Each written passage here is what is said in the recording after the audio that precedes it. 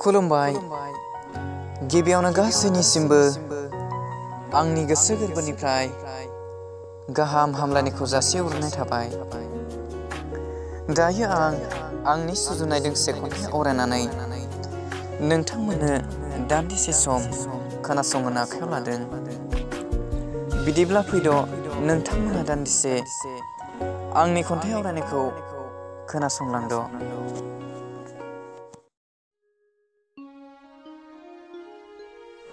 खन्थाइनि मुं सायख्लुम गैयै लामायाव आंनि आगान। बै फुरिसिम सानसे सहैखागोन होनना, सानसे मोनफुंहैखागोन होनना, मेंनाय गैयै बानाय गैयै फैसालि होसोनायाव गोख्रैसिन दिनै आंनि आगाना। गोजौ हाजो सेर सेर एखनब्ला सान्दुं, एखनब्ला बार जोमै अखा बारहुंखा, गैयादि आंनि मोदोमाव जायराबसे साया सायख्लुम।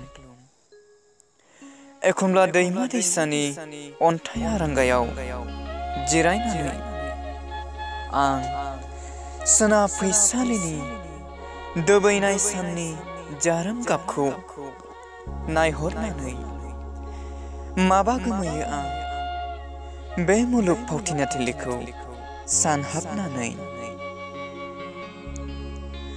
अब्ला मिजिंनि फैसालियाव हरखाब नुजाफैयो गोजोन मोनसे सिमाङा। दिनै आं थाबायनाय लामायाव गैयादि गोजोन मोदै गोलोमदैनि अनगा, दुखु दाहा हांमा सैनांनायनि अनगा।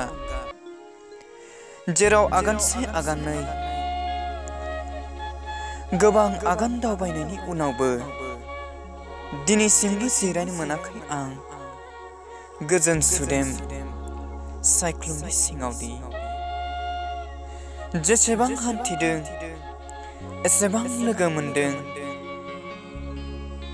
संसारनि मायाथिलि हेब्रे माब्रे लामा, गोजौनिफ्राय गोजौसिन थाखो थाखो जांख्ला। जेराव खेबसे गाखोनो हायोब्ला सारा मुलुग बिखाखौनो नुहुरो रोमै रोमै। जिउनि मोनसे उदांनि फुरि, गोजोन फुरि। एसेनोसै, गोजोन्थों।